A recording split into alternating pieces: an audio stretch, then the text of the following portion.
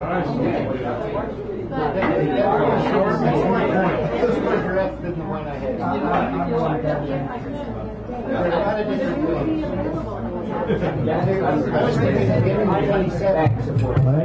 Jesus, plastic Jesus, sitting on the dashboard of my car. I don't care if it rains or freezes, as long as I got my plastic Jesus sitting on the dashboard of my car. I don't care if it gets dark and scary, As long as I got magnetic Mary. With a girlfriend like that, I'll sure go far. Okay, we gotta go back. Second half is starting now, ladies and gentlemen. I apologize for my own lucidity, or lack thereof. we agree. Oh, we already did that. You can find a way to go on YouTube anytime. All right, coming up, Mr. David Erdreich, will you kindly come to this mic, please?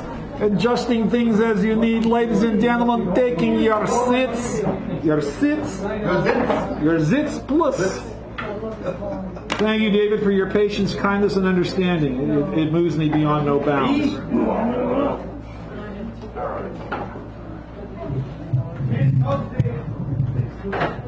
There we go. You're in. All right, here we go, folks. Here we go, folks. Kicking it off. Woo! Chicken biscuits? We're going to start with, is this ground not sacred? We scramble for position. Orts and clouds, queue on queue, lining up the linings with hems and hawsers, shooting for the last single-digit niner in front of the feature in the future. Illegitimate post-feature creatures sickening at the loss of fellow apologists who can't stay because of prior non-commitments. In the bell curve, uproar wants to be the last tinkle to trickle from trousers. Oh, sure, a few tricksters hang around to push prizes under the doormat, veritable host Twinkies of leavened beard. But even that revealed deception only leads to next week's 8-ball snookering reassemblage of newbies, rubies, boobies, and who-dees milling about, exchanging glances, chortling, chafing, stewing about the marginal oleo of random estates. If you steal, borrow, or beg from another, quoth the raven, you're a whore.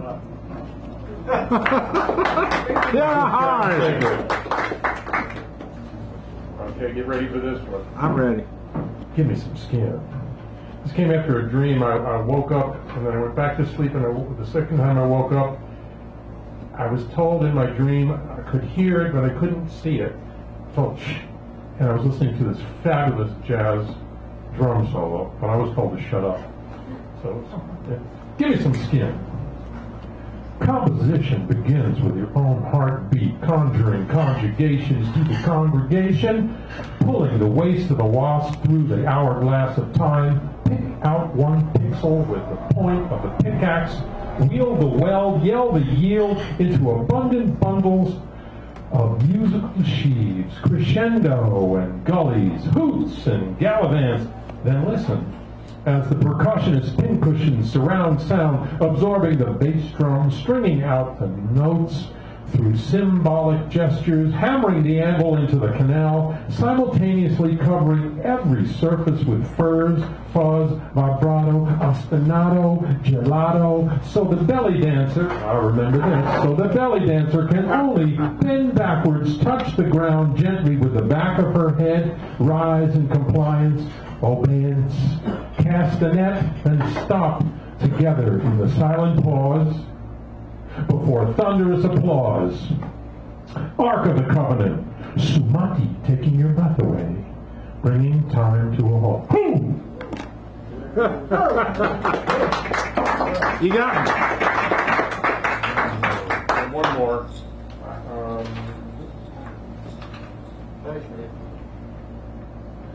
Is it true? Will rice cakes with seaweed remove free radicals while leaving progressives intact? Return the towerless trump card to the deck. Solitary shuffle is a blank pool.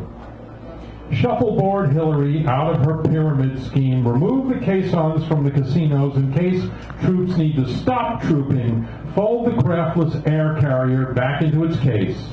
Rename the South China Seas the Hawaiian Extension if you really need to rattle your saber.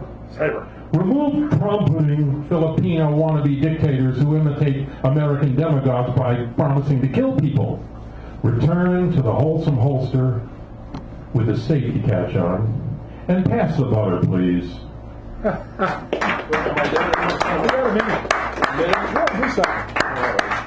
We got your hobbit Felix. I'll start with the end of this poem. If I dangle a modifier in front of you, will you renounce it? Oh, nice tongue. It is a case of appearing peerless to your peers. Chitting is not cheating. It is emulating stone in an effort to be left alone. Record the inappropriate. Discard it later. Editor, a hat different from poet. Collect the simulacrum that arcs through every artist. We reach the point together, share the same cruel, taste the pottage and raise the culinary to an herbal dimension of cousins sharing volatility underground while enjoying sunshine and compatibility above board. Oh. Ding! Thank you, David. Have the right. And now let me read the next 5 that are coming up here. We have Bob, Marvin, Tom, Edward, Buford, Hal, Michelle before the Sanderell. So, Bob. All right, I'm going to read from here. All right, he's going to read from there. So give him a nice little round of welcoming here, please.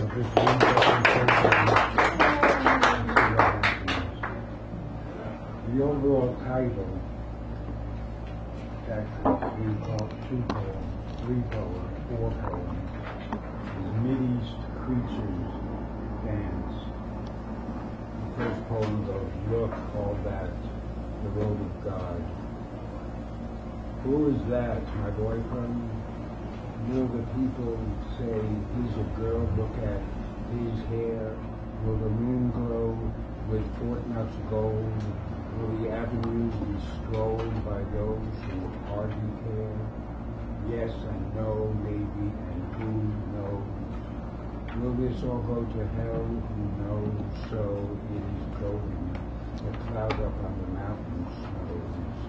And is there time for recreation, recreation, begin again?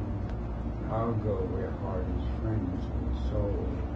You'll find me in Jerusalem.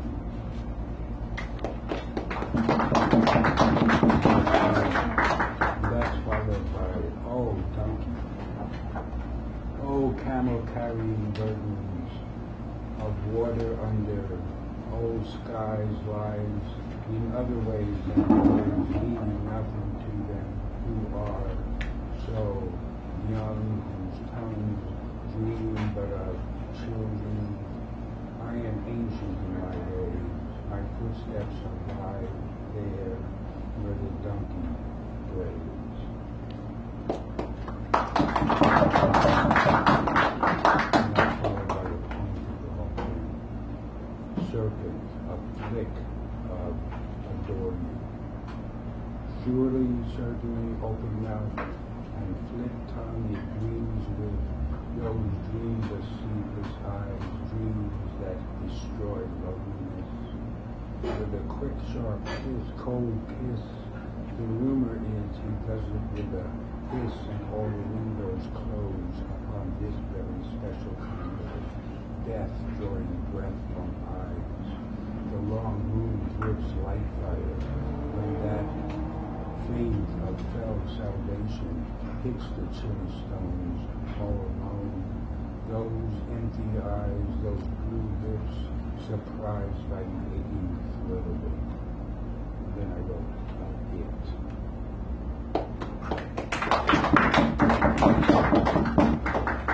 That's that poem. Then I have one more poem, our latest poem. We should get him a microphone. They have it right there. We could bring it to you. Go ahead, see what happens. Yeah, you. Maybe you like that. I have a flesh, he said, and go hard as a mollusk partner. Where I go fishing, not the same as the day is long. And the smell of seawater was very strong as he was not there or here. And the sky was green where never the clouds met air. And the fisherman said, now God is dead now.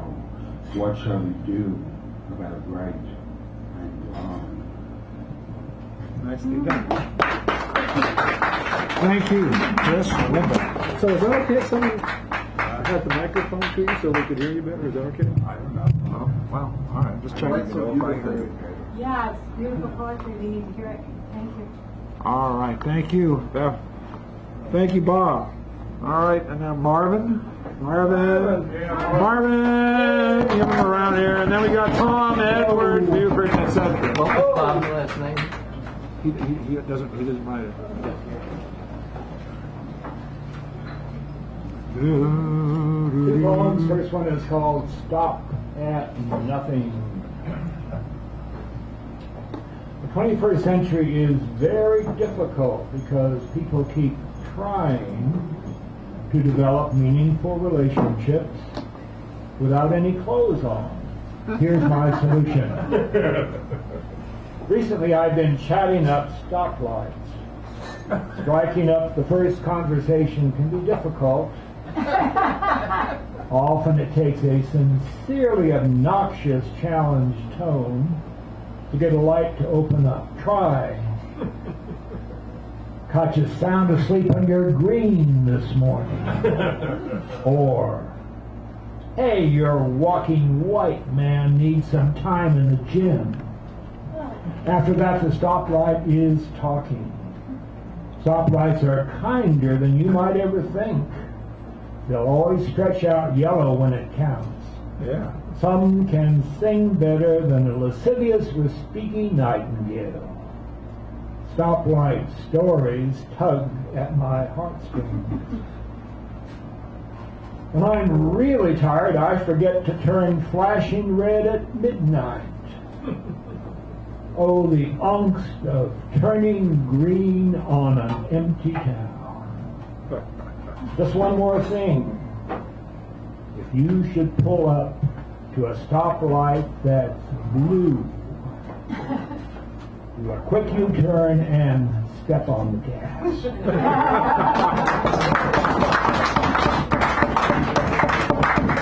This is a brand new poem just written today, titled Love Black Keys, Love White Keys.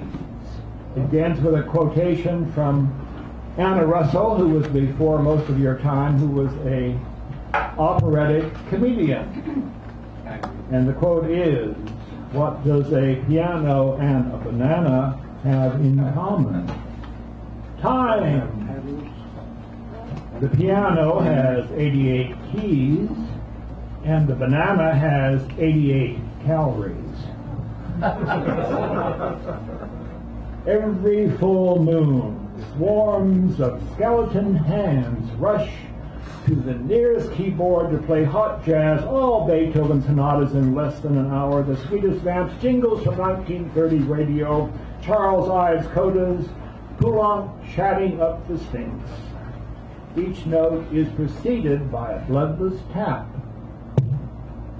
It takes a full moon till the empty eye sockets can read notes, find pedals, keep track of the devious 88, and roll ghost eyes at the clinkers.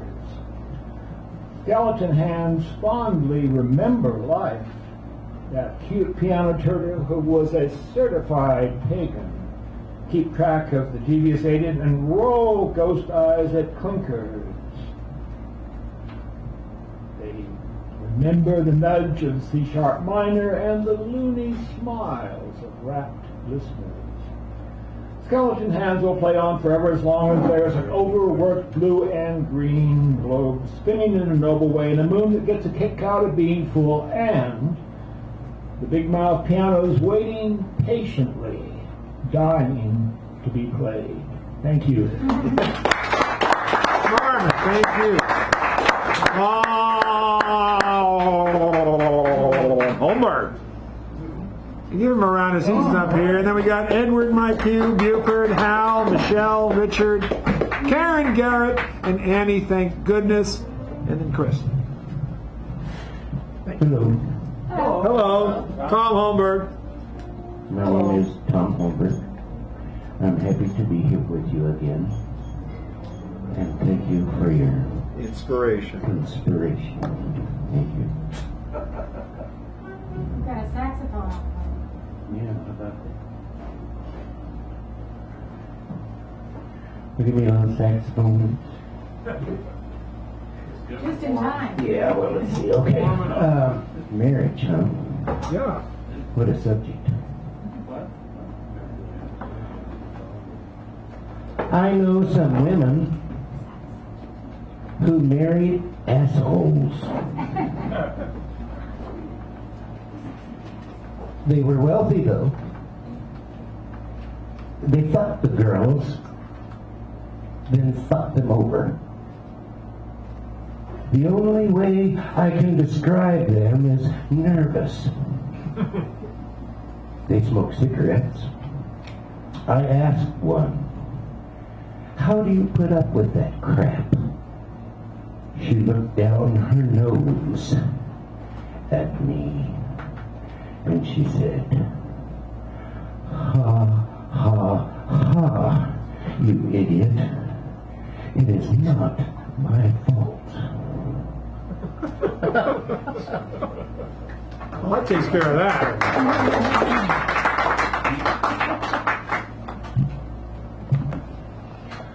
I know a man who loves to say, "Ha ha ha, ha ha ha, you screwed up. I feel so superior because I did not do a damn thing." Ha ha ha, ha ha ha.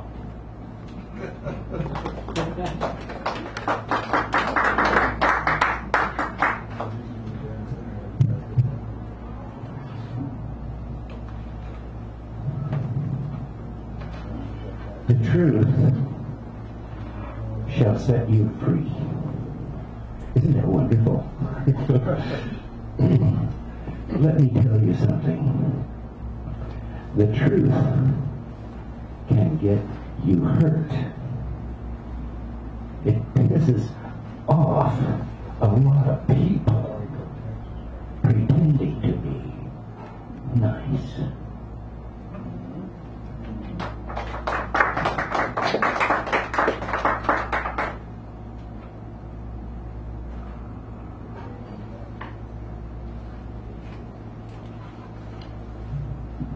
I could put there. You want some more? Yeah. Yeah.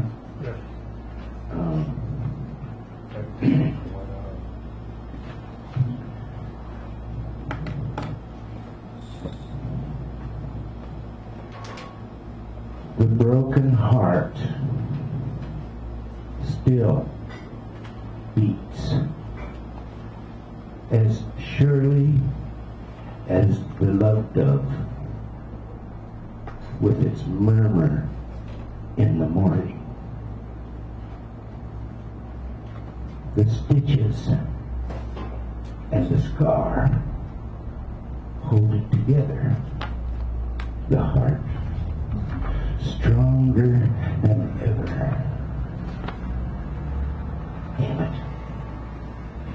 Damn it. Damn it. Damn it. The morning is born with a sigh.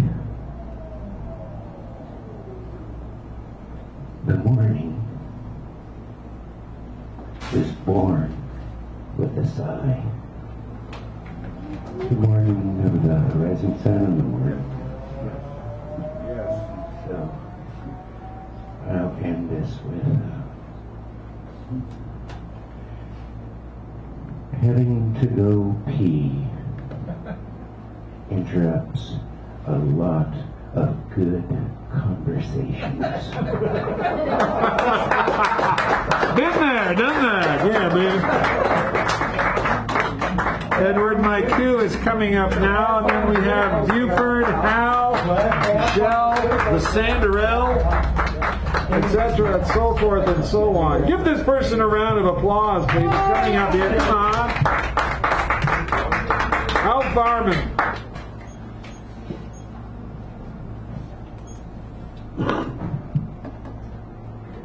Outlaws in an abalone moon.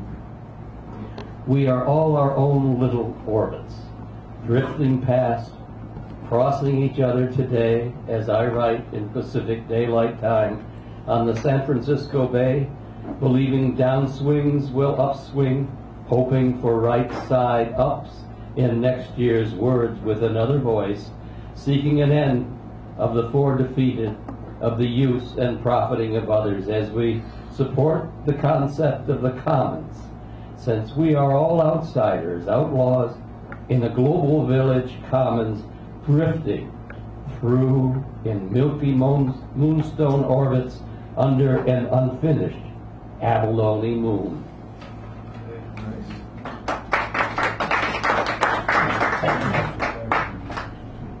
Cowpunk, red, don't miss out, new, eligible, knows what he wants, can't describe a hippie, yuppie, redneck, reads, raises chickens, needs a memory going somewhere. The real him in power colors is not so. The real him in gray is the reverse. Callum needs dermacate, absorbent underpants, harmonious inner seams. Callum needs a Jane Singer dress of beige and white rayon with a lacy collar, no cameras. Callum needs to take it to the streets in silk and open-toed opera pumps, the old-fashioned kind, and a fox. But Callum, you know, Callum looks rugged in red, a tomboy kind of boy who wants an unsuitably exciting rhythm. He wants more flesh, bare guts, heart like a tempest, and a dick like the spout on the big Irish company teapot. Callum wants class, but he also wants to be asked, and he wants a serious dance of love. Callum just wants to be different. This was written when Callum, I came across Callum when he came down from Montana in 1981. Now this is Velma. Velma, Tyrone's mom, who hardly looks 50 at noon, told me that Tyrone, now 35, has a kid and a jerky heart that kept him out of the military and has pretty much gotten out of the hood. And his wife's a Filipina. Velma in Freedom West Co-op, again now, 15 years, is retired from the post office, sorting in Evans. She feels like she's due to live, and her new husband likes wearing fresh clothes, and she had to break him of it, or be washing clothes all the time.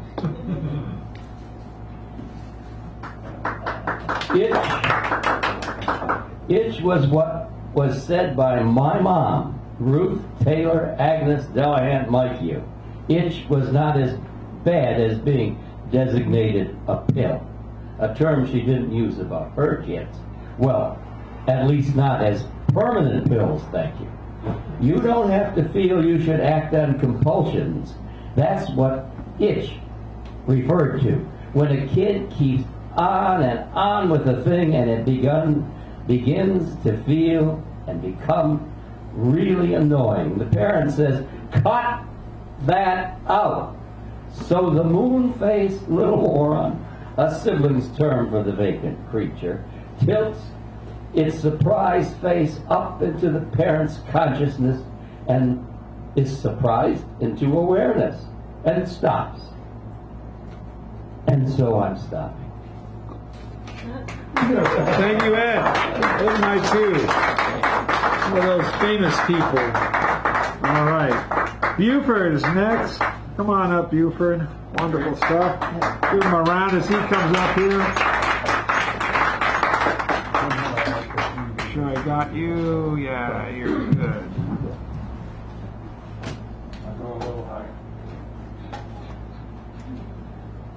I'm not much taller than Ed, just slightly. So. There we go. Looking good. All right.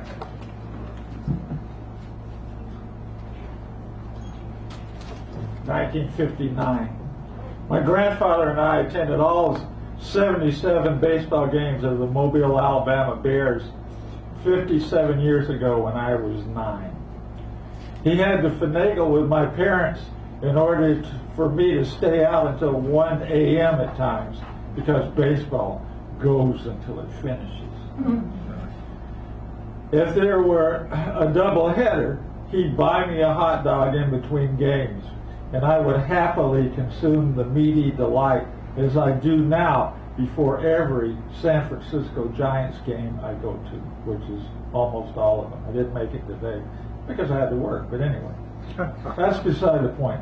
One time I remember a young concessionaire saying I have a, quote, hollow leg, meaning I could eat and drink large quantities of food, especially for a 9-year-old, though I was a pretty sizable 9-year-old. One time Boo Boo in another year got me out of his, got one of his hypertension attacks and wound up in the hospital, and I was in there, and he was in there for a while. As a little boy, I cried when I heard how sick he was, but he wound up living until I was 22 years old. Many adventures ahead for us as he attended all of my youth league baseball games when I played for 8 years myself.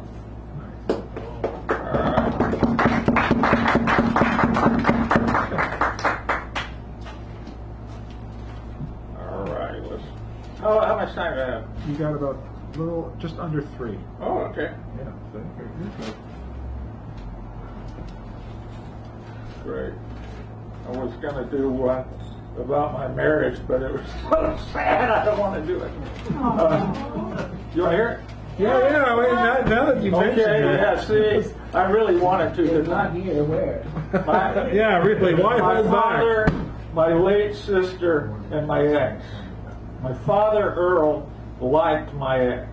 A closet ladies' man who loved my mother, he, quote, let himself go, unquote. That was something that my mother said, I think, about him.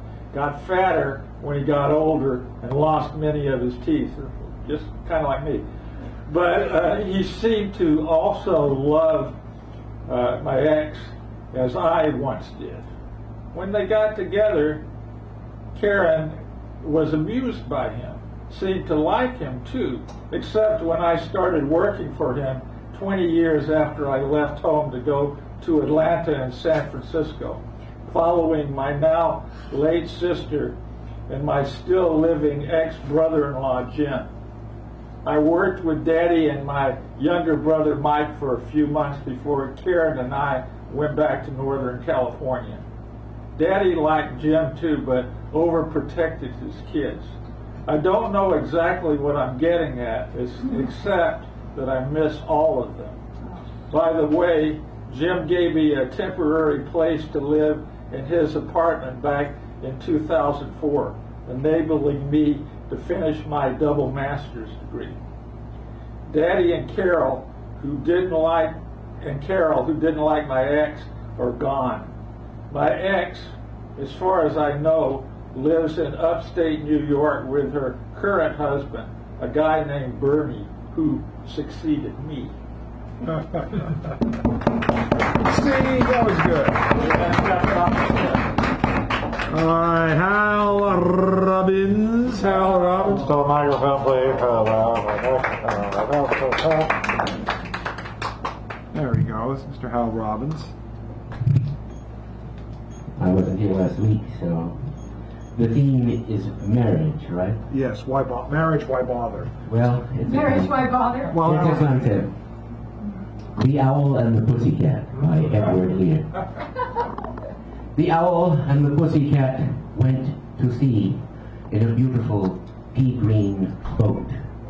They took some money and plenty of honey wrapped up in a 5-pound note. The owl looked up to the stars above as he sang to a small guitar, "Oh, pussy, oh, pussy, oh, pussy, my love, what a beautiful pussy you are, you are, what a beautiful pussy you are." Pussy said to the owl, "Why, you elegant fowl, how charmingly sweet you sing. Come, let us be married. Too long have we tarried, but what shall we do for a ring?" So they sailed away for a year and a day to the land where the balm tree grows, and there in the wood a piggy-wig stood, with a ring at the end of his nose with a ring at the end of his nose. "Dear pig, are you willing to sell for a shilling your ring?" Said the piggy, "I will." So they took it away and were married next day by the turkey who lives on the hill. They dined upon meats and on slices of quince, which they ate with a runcible spoon, and hand in hand at the edge of the sand they danced by the light of the moon. The moon, they danced by the light of the moon.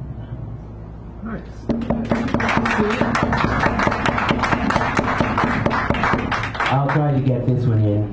It's not about marriage in any but the most extended metaphorical sense. The Insect God by Edward Gorey. Oh, what has become of Millicent Frasky? Is there any hope she is still alive? Why haven't they found her? It's rather ghastly to think that the child was not yet 5. The dear little thing was last seen playing alone by herself at the edge of the park. There was no one nearby to keep her from straying off in the shadows and oncoming dark. Before she could do so, a silent and glittering black motor pulled up where she sat, nibbling grass. From inside came a nearly inaudible twittering. A tiny green face peered out through the glass. She was ready to flee, but the figure beckoned. An arm with 2 elbows held out a tin of cinnamon balls. She paused a second, reached out as she took one, and lifted her in. The nurse was discovered collapsed in some shrubbery, but her reappearance was not much use. Her eyes were askew, her fingers rubbery, her clothing was stained with a brownish juice. When questioned with hope of her answers revealing what had happened, she merely repeatedly said, "I hear them crawling about on the ceiling." She had gone irretrievably out of her head.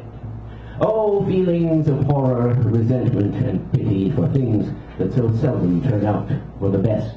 The car, unobserved, sped away from the city as the last of the light died out in the west. The Frasleys felt sick with apprehension, which a heavy tea only served to increase, though they thought it was hardly genteel to mention the loss of their child. They called in the police.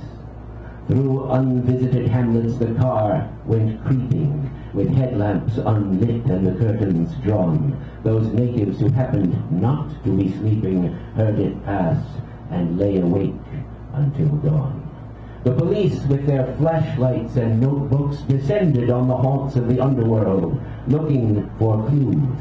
In spite of their praiseworthy efforts, they ended with nothing at all in the way of news. The car, after hours and hours of travel, came to a gate in an endless wall. It rolled up the drive and stopped on the gravel at the foot of a vast and crumbling hall. As evening wore on, hope started to languish, and soon was replaced with all manner of fears. The family twisted their fingers in anguish and got them all damp with the flow of their tears. They removed the child to the ballroom, whose hangings and mirrors were streaked with a luminous slime. They leapt through the air with buzzings and twangings to work themselves up to a ritual crime.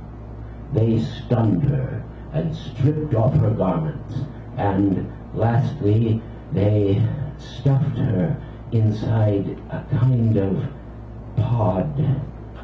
And thus it was that Millicent Frestley was sacrificed to the insect god. Thank you. Wow. Here you go, player. Here's the thing. Michelle, give her a nice round as she comes up here. Michelle, please. I'll get you focused in there. Good to see you. Good to see you too.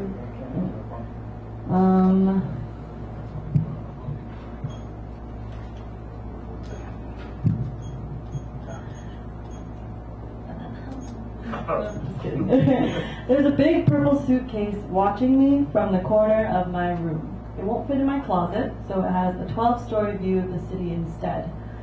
I thought it would be cold here, so I packed it with knit cardigans from Christmas, thick socks like hot chocolate, puffy coats for padding, things that kept me warm when a Michigan winter did not.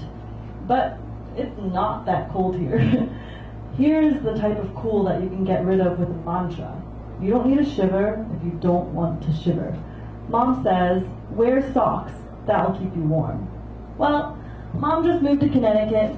My friends don't ask about it. It's not me who moved, it's them. I was already 2,375 miles away from home when they left it. Did you know that she dug out her 6-year-old veggie garden and replaced it with roses so the house would sell quicker? I think somewhere in a moving truck is another purple suitcase packed with peppers, tomatoes, sweet dirt, and gray wrinkled gloves.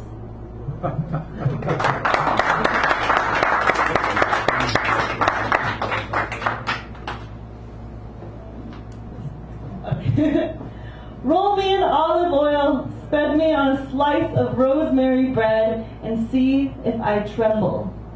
If I have dreams about bread, it's because I am a breadwinner. I want to give you my time and my conversation for dinner. I can give you less too if you want to be thinner, love.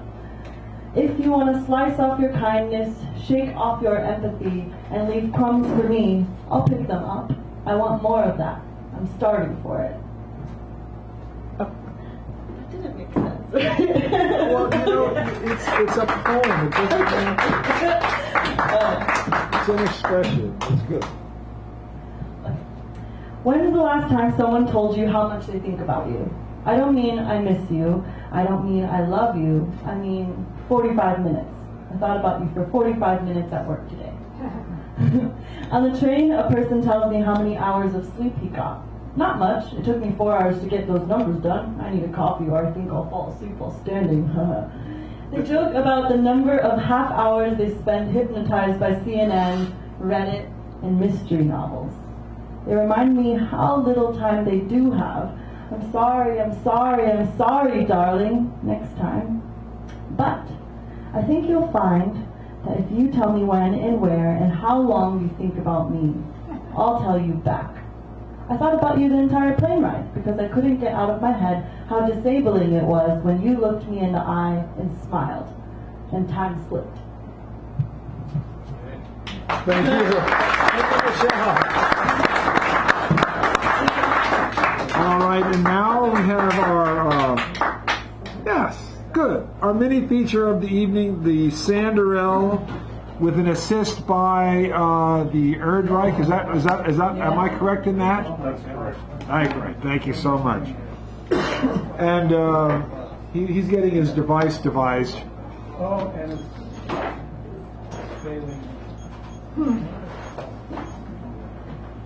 There was a joke I thought of when someone was reading a poem, but I can't remember the joke now, so I would build Pen it. and paper there all the time. I know, I just Well, I just want to say it's a pleasure that I'm having David play with me, and I'm grateful that he's doing it.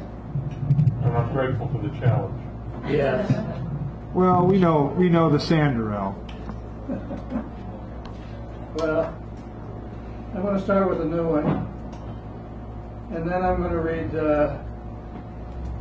3 of the poems that I won in the district. You also won 2 in your district, didn't you? Yes, I did. So, I'm in like Flynn. So, Pardon me. fortunately, the 2 of us will be reading on September. Yes. And so anyway, this is a new one called Weeping Vets. It is early evening, and the next war of the continuing war is about to begin. Vets from previous wars meet. What will they do when this new war begins? It is early evening, and the next war of the continuing war begins. The television sounds is off. Pictures of Baghdad are on the screen. Protesters are marching down 24th Street chanting. Everyone knows George II's war is about to be orchestrated for the public viewing. It is early evening, and the next war becomes the war.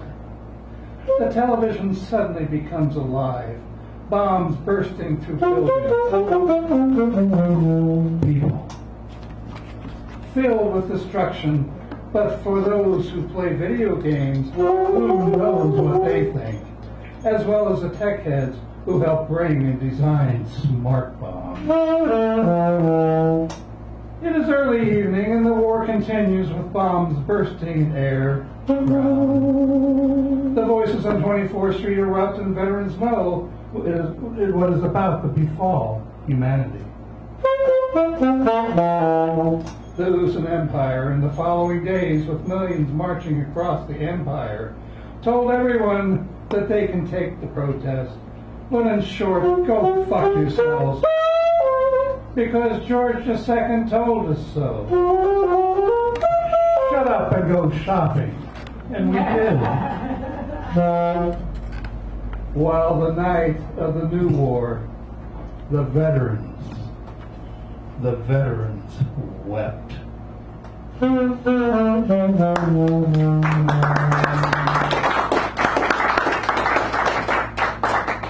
right, these are the 3 poems, and I have no idea what I'm going to read.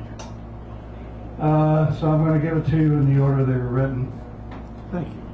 The first one is called Waiting. For those who may not know, the hoop is a sacred symbol for some Native people. It's the 4 directions, 4 colors of humanity: Father Sky, Mother Earth, male, female. And when I say Aboriginal from Turtle Island, I'm talking about the Native people of the land of the eagle, which is North America. It was the African who turned me on. It was the Aboriginal from Turtle Island that gave me my heart. It was the European that gave me my sorrow. It was the American who sent me to war and tried to keep me ugly.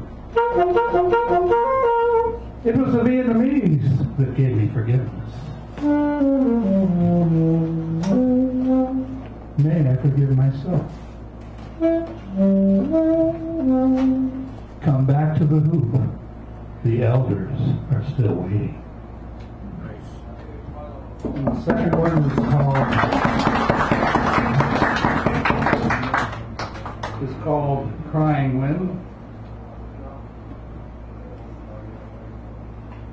Crying Wind. After traveling underground, I arise into the light. I hear the chaos of our lives, but underneath the sound of the drum, the heartbeat of pain, passion, racing. Escalator pushes me off. I turn and see the drummer. Aged by the street, this sad-eyed native with the blues, chants and drums that drives the dancer.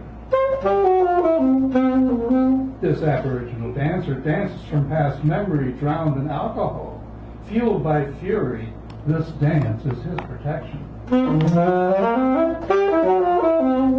He bobs, weaves, hands pump, jabs, eyes blacker than the deepest caves. Long, dull black hair blows into his face, sticking to his skin. Divorced from himself as well as his people, he dances among the Americans with their manifest destiny eyes, who only see just another couple of drunken Indians. I know this dancer.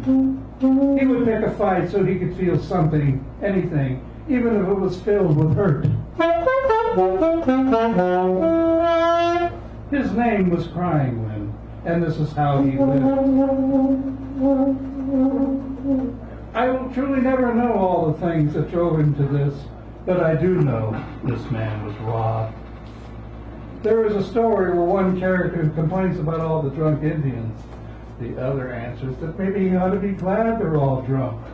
Imagine what would happen if they all got sober.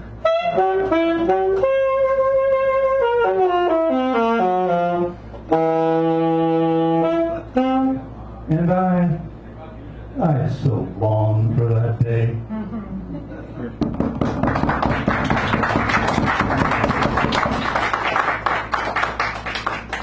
And the last of the three was one I think I wrote last year called Dream of Trees. Trees bend with wind to dance and play, striking their fiber. They stretch, bend in shapes, malleable, healthy as trees should.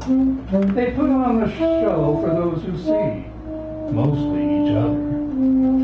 Most are oblivious to our rooted family. Trees in the city lack individual character, bred for sameness, uniformity in buildings, people. Individuality always brings problems.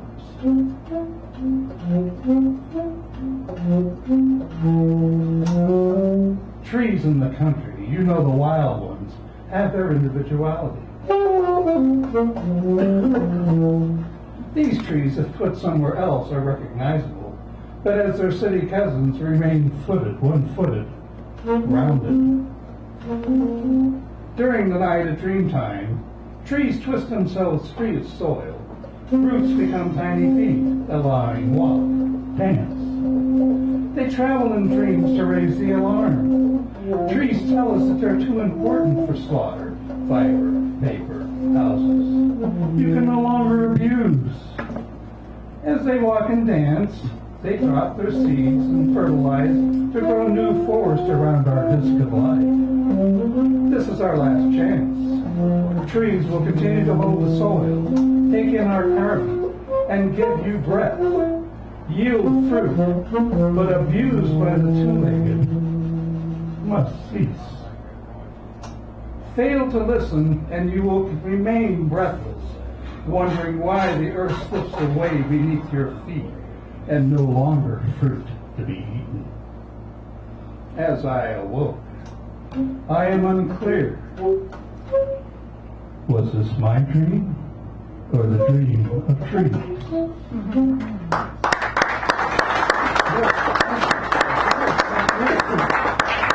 Thank you, Sandra.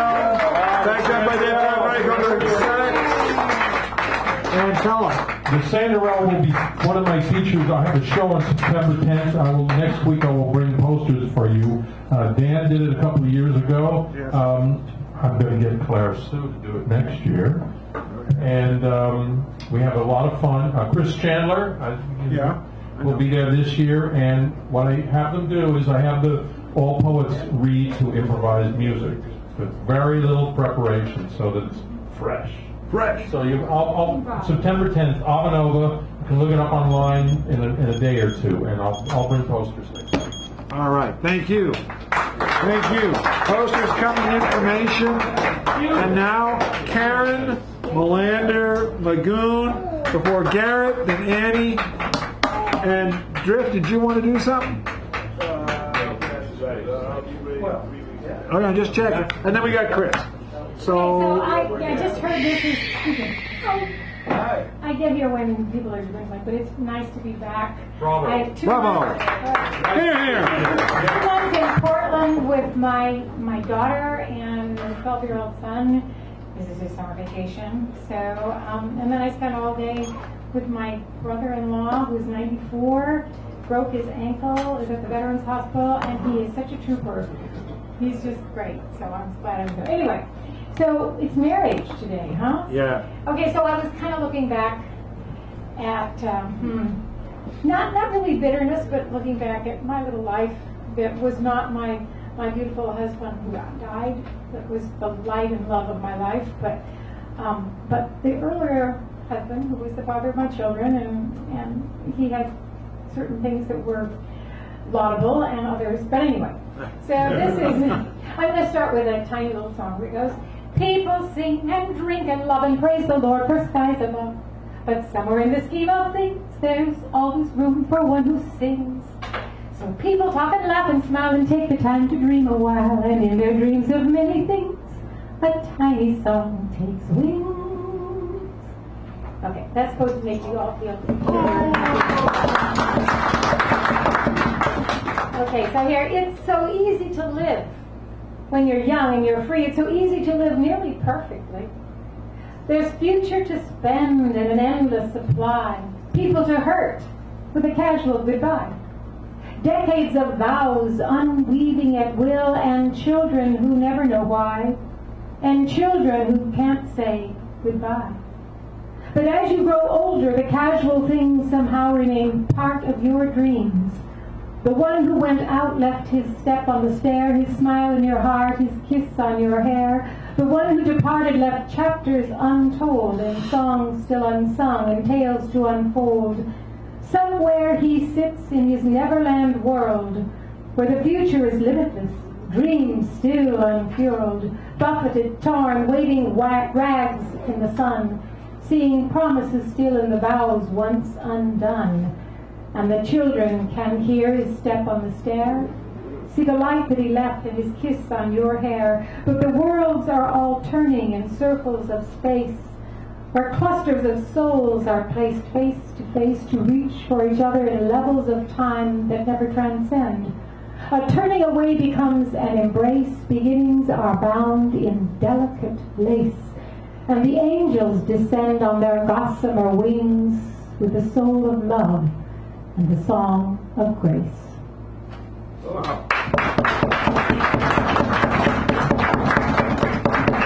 That was my little vows of marriage and all that it encompasses. Okay.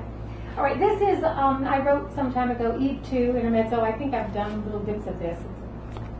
It's about an hour long of chit chat and songs, but this is okay. You'll get the idea about women and Eve and Pandora and Psyche and all that. Okay. Actually, I have Eve coming in on a bicycle, and she's got wings on that she takes off and dusts off before she begins. Symbols of women, angels and vamps. What a variety we. Witches and wenches, mothers and tramps. How can I learn which is me? A serpent knows that he slithers. He crawls and he curls and he quivers, and we want him to be just as evil and vile as can be. He's a snake after all. He can creep, he can crawl, and he crawled up right out of the sea. That's simple. What about me? A mother should be perfect. A mother should be pure.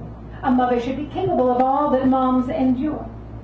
I saw an angel hurry by. I know for sure it isn't I, just floating in the sky, so clean and neat. I know that I'm just winging it, and that those wings will never fit. I'll always have to stand on my 2 feet. 2 feet! I'll always have to stand on my 2 feet. There are many female faces, and an angel I am not, but I'll play the game for you as you can see. I am Eve, Pandora, Psyche, and Atlanta. Praise the Lord, I'm a mother, I'm a sister, I'm just me. In the sky are angels calling, female angels never falling in the pit. But a mockery of maidens is when Eve said yes to Satan. So it's writ, isn't it? And Pandora's only question was, like Eve, a mere suggestion that a box be opened or an apple bit. Well, shouldn't it? Now, if angels never wonder but just sing with harps and thunder, then I guess they'll always be legitimate. But I sort of like Pandora, and I'd munch on Eden's flora. If I had just half a chance, that I'd admit. And as Psyche lost her Cupid just because she wasn't stupid, I would surely also see the lantern lit and peek a bit. I would always try to key, I would look till I could see, I would pull till I was free of any chain. And if Cupid then would flee, then I'd solve the mystery and reclaim my destiny or go insane. Thank you. Bravo. Well done. Bravo. She met the theme, and it was her. Thank you. Garrett Murphy, we know you are here. Garrett Murphy, the ultimate, the wonderful. Then we got Annie and Chris, and these fabulous prizes to distribute to the minds of those who have wisdom enough to have wisdom enough.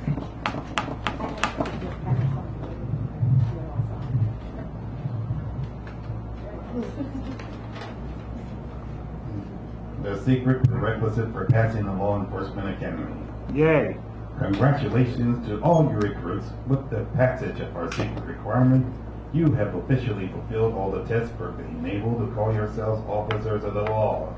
Let the outside world believe that what we mean by the special elite that we mean accompanying one's mind and body via basic training, or being proficient in hand-to-hand combat, or being the crackest shot imaginable.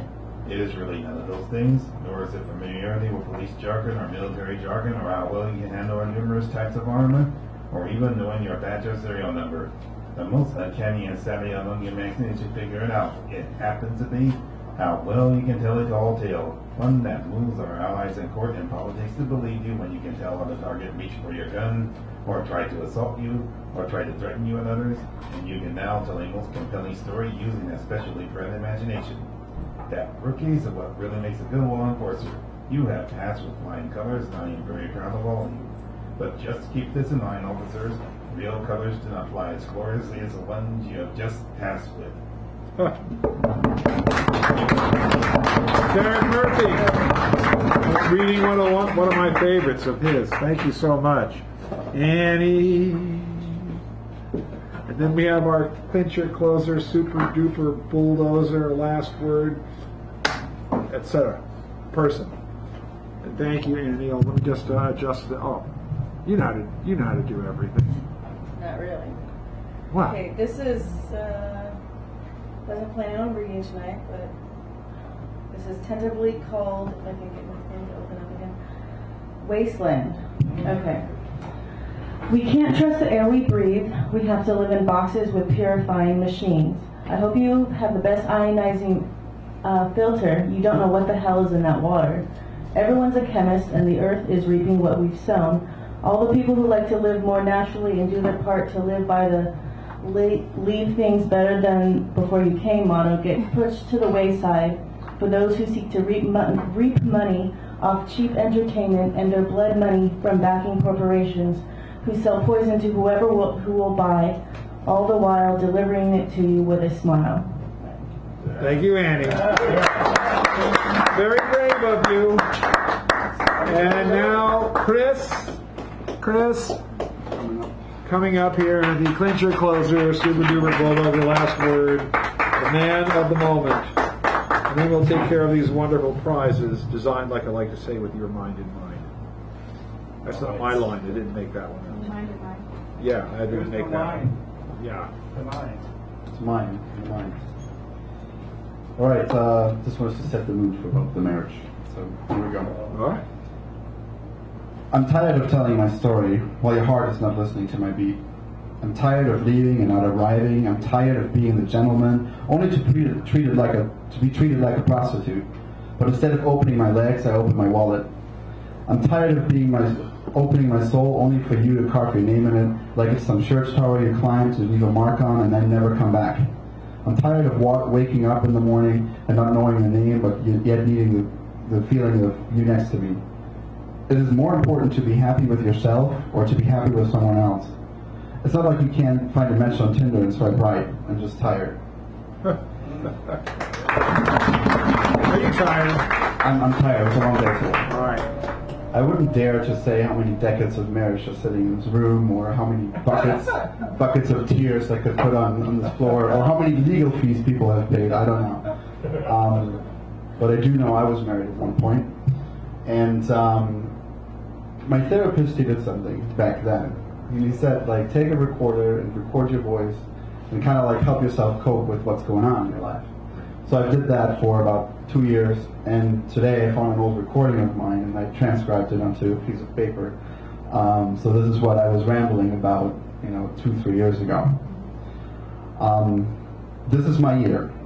It's 2014. Divorced, but it's my year. I'm not a label. I'm a person. I'm more than a person. I'm me. Unique in everything I do, in every way I look, and I'm going to be me. How I want to be, because this is my year. Yeah, I'm shattered and broken and half from the divorce and hurt, but yet each step I take, every minute I spend, and every breath I inhale air, I know there's more than just pain inside me. There's hope, there's love, there's creativity, and somewhere out there there's fulfillment in life, being someone you want to be, not simply a label, divorced. Oh, look at that guy. Oh man, I feel bad for him. Oh man, I don't know. I wish I would never be in that situation. Stop judging me. Mind your own fucking business. I can do what I want, and I will. I get my place, maybe a car, maybe a future career, maybe a house, maybe a dog, maybe a bike. You know why? Because I can. Nothing is going to stop me. No labels, no prejudice, no hurdles, nothing. I'm going to be me. Whatever I am, it's going to be great. Strong, fulfilling, encouraging, but most importantly, myself. And yes, it's going to be hard at times to see the roads and turns ahead, but I will take it. And yes, I might fall on the path, but I'm going to get back up. I'm not surrendering in my own puke, the puke called life, or complain about the cards I've been dealt. I'm just going to be me. Thank you. Thank you, Chris. I gotta be me. I gotta be me.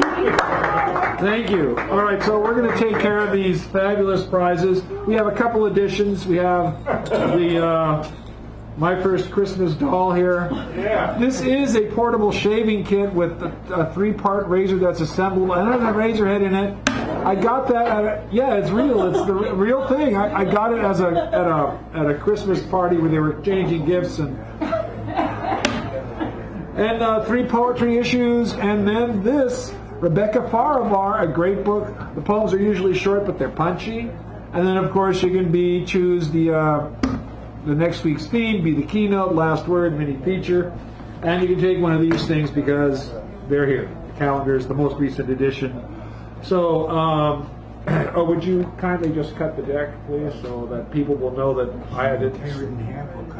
Just a little shuffling there so that it's sufficiently randomized so these individuals will understand that it's sufficiently randomized. All right. Okay, so we have, well, Edward Mycude is not seen to be here, so we can't deal with that. But Owen Dunkel is here. Owen Dunkel is here, so we'll take Owen Dunkel with a nice round of applause for him coming in here. And any of these fine prizes are yours. I'll take the keynote. The keynote? Okay, so I'm going to put the keynote. So we got Owen. Thank you. All right, and then Clara Sue. I'll think of a theme. Okay, she will think of a theme. Now don't leave here without thinking of a theme, because then I'll have to think of it. Everybody will regret that. Bob, you're one of these fine prizes here. So there's 4 books, this, a razor thing, or the mini feature, or the last word, since the other thing is big. Yes, you can pick one of these 4 books if you want, or decide if you want to do one of these other things. That's up to you completely. So yeah. So you. Oh wait, hold on a second. That's the theme. That's already been semi-taken. So you have mini feature, which means you come in your next week What's here. different? Oh, okay. There you go. All right. Thank you. Chris? Yes. Chris first.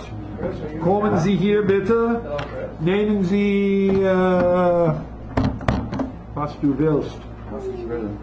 And take the monkey. The monkey, okay. I was wondering who was going to take that. That was from Marco Harps. Garrett Murphy, you're our next winner of the evening. If you would kindly come forward and deign to take whichever one you want, and let me know of that, and we will take care of it. Remember, Ryan Austin Dennis is the feature next week, so that's going to be good, as they say. It's going to be a kick.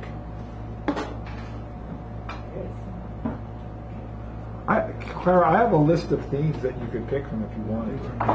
She knows what she wants to do. She'll do it. Poetry Magazine goes. David E. Call for David E. Call for David E. So you have this, or that. Minnie. Minnie. I'll do the Mickey feature. Yeah, I should change that The then. Mickey feature. Thank you. All right. Moving right along. Karen? Is Karen? Karen's not here. Oh, well, yeah, Karen. Well, there's two Karens, but you're going to be that Karen. Okay. Okay. So you have these two, or this razor thing, or you could do the last word if you're going to be here next week. Yeah, that's what I'm always saying. Is this somebody you know? No. It's just Poetry Magazine. Nice to hear you again. Oh, Please thank be you. here. Thank you. Thank It's you. just an anthology that was, I have many of them. Yes, And some of them I have read, and some of them I have not read. Yeah. Are they gory? No. Craig, Christy, Hero, anything San Francisco? No. Yeah, just he advises me. You guys Richard Sanderell. Is he in the house? Yeah. You have the last word, Richard Sanderell. Oh no. What else? What? Well, you got a book or the razor. You know, you can always take this razor and sell it. It has a steel case. I'll hurt myself. What's the that's a razor that actually works? Yeah, it's a little travel razor. Well, I might be taking a train trip. Put it together, yes. Yeah, you put the stem together, the head on it. It's got, I think, Oh, And it has that's kind of cute. But where do you get the blade? There's the blade in there. Yeah, but that's not gonna last you forever. So? Oh, it's got a mirror. It has a mirror. I'm your Seth. I mean, what the hell? Well, I'd only known. You only know. And it's just so adorable, man. I mean, like, you know. Well, let me look at the portrait first. Tom Holmberg, are you here still? No, he's not. Buford? Wait a minute. Let's bring these things. If you don't take it, I'll take the razor. Yeah, see what? We got the last word, and when he makes up his mind, you want the last word? I'll do the last word. Okay, got it. Oh my God, it's just a tough decision. This might be a good poetry book. It could be a good poetry book. Did you read it? Yeah. Well, tell me. What'd you think? Good poetry Page book? 25. Go to page 25. I'm going to acquiesce if you win. Did you win? Yes, you did. Oh, whoa, I see. You want to trade? Is that it? I'm going to take this. I got too many books. No acquiescing for you, hey. Well, Marvin, would you like a book? There you go. Thank you so much, ladies and gentlemen. I hope you enjoyed it as much as I have. Oh, checkmate is our theme next week. Oh boy. I have to thank you so much. I have to tell you something. I went and made a special effort to make something just like this. Oh, you know, when I walked in today, I saw this. I said, well, I guess I don't have to make that now. Just shows you great minds think alike. I was thinking, I look at it and go, And you see, we got the new URL, which is easier. Sacred-grounds cafe. A lot easier to find. So that's great. And I have a gift for you. For me? What is this? From the 1970s. All about video cameras and how to use them and how to point them and what to do and what's good and what's not. That'll teach you how. See, film and video are completely different. And video divides the screen into 9 segments, and they explain why and how it works and what drama can you know, you're doing one kind of drama, but there's also these like half shots and these upper look, those things which can add more drama. So you can, I can look. and it's a thing to know anyway, because see, when I used to do Greek TV and edit for Greek TV, we'd get a lot of amateur footage, and you can't do much with it because people do weird things